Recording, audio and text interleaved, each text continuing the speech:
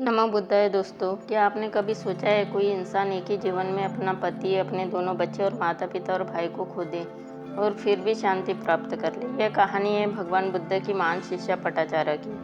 पटाचारा एक बहुत ही धनवान व्यापारी की बेटी थी। उसके माता पिता उसे बहुत प्रेम करते थे। उन्होंने उसके लिए एक बड़े परिवार में विवाह तय किया था, लेकिन पटाचारा का मन अपने घर में एक सेवक पर आ गया।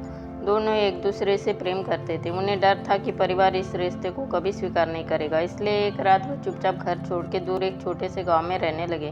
शुरुआत में उनका जीवन कठिन था। महल जैसी सुख सुविधाओं में पली पटाचारा अब मिट्टी के घर में रहती थी। फिर भी वह अपने पति और प्रेम के साथ खुश थी।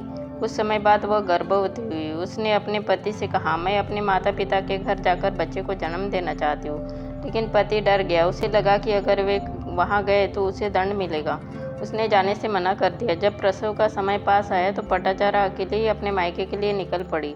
पति उसके पीछे पीछे गया और रास्ते में उसे मना लिया। वही जंगल में उसने अपने पहले पुत्र को जन्म दिया। कुछ वर्षों बाद वो फिर गर्भवती हुई। इस बार वो मायके जाने की इच्छा जताई। पति फिर तैयार नहीं हुआ। आखिर एक दिन वह अकेले ही निकल पड़ी। पति उसे रोकने के लिए पीछे आया। रास्ते में भयंकर तूफान आ गया। तेज बारिश, बिजली और अंधेरा चारों ओर फैल गया। पति लकड़ियाँ काटकर झोपड़ी बनाने गया ताकि परिवार बारिश से बच सके, लेकिन उसी समय एक जहरीले सांप ने उसे डस लिया। कुछ ही क्षणों में उसकी मृत्यु हो गई। पटाचारा पूरी रात तो अपने पति का इंतजार करती रही। सुबह जब वो उसे खोजने निकली तो उसका निर्जीव शरीर जमीन पर पड़ा था। उसका संसार पहली बार टूट गया था। आंखों में आंसू लिए वो अपने दोनों बच्चों के साथ आगे बढ़ी। कुछ दूर चलने के पर उफनती हुई नदी मिली। नदी का बहाव इतना तेज था कि दोनों बच्चों को एक साथ पार करना संभव नहीं था। उसने अपने बड़े बेटे को किनारे बैठाया और पीछे बच्चे को गोद में लेकर नदी पार की। दूसरे किनारे पहुंचकर उसने छोटे बच्चों को सुरक्षित रखा और बड़े बेटे को लेने वापस मुड़ी। उसी समय आकाश में उड़ रहे एक बड़े शिकारी पक्षी ने छोटे बच्चों को मांस का टुकड़ा समझकर उठा लिया। पटाचारा चीखने लगी और भागने लगी, हाथ हिलाने लगी। दूसरी ओर बैठा बड़ा बेटा समझा कि माँ उसे बुला रही है। वह नदी में उतर गया। तेज बहाव उसे बहाकर ले गया। कुछ ही पलों में पटाचारा ने अपने दोनों बच्चों को खो दिया। सही में दोस्तों, कहानी सुनाते सुनाते मेरे आंखों में आंसू आ गए। पटाचारा के पास कुछ भी नहीं बचा था, न पति न बच्ची। रोती बिलखती वह किसी तरह अपने मायके की ओर बढ़ी, लेकिन वहां पहुंचने से पहले ही उसे रास्ते में लोगों से पता चला कि पिछली रात आए तूफान से उसके माता पिता का घर गिर गया और माता पिता और उसका भाई तीनों मलबे में दबकर मर चुके थे। एक ही दिन में उसने अपना पूरा परिवार खो दिया।